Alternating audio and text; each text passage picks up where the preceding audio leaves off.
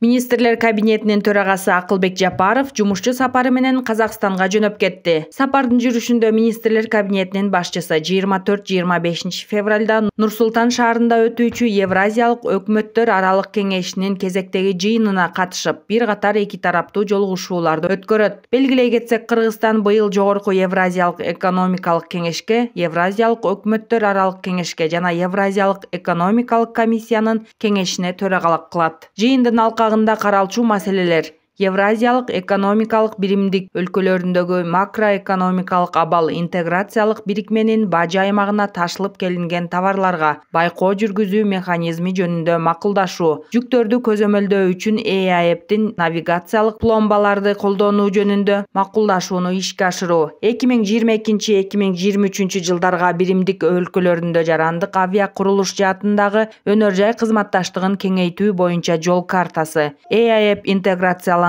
маалыматтык тутумунун учурдагы абалы жана аны өнүктүрүү келечеги, Евразиялык агроэкспресс тездетилген контейнердик темир жол рельси жана айыл чарба продукциясын ташууну ишке ашыруу боюнча мүчө мамлекеттердин биргелешкен долбоору, ЭАЭПтеги өнөр жай инструменттерин баалоо жана мамлекеттик колдоо көрсөтүү деңгээли тууралуу баяндама угулат.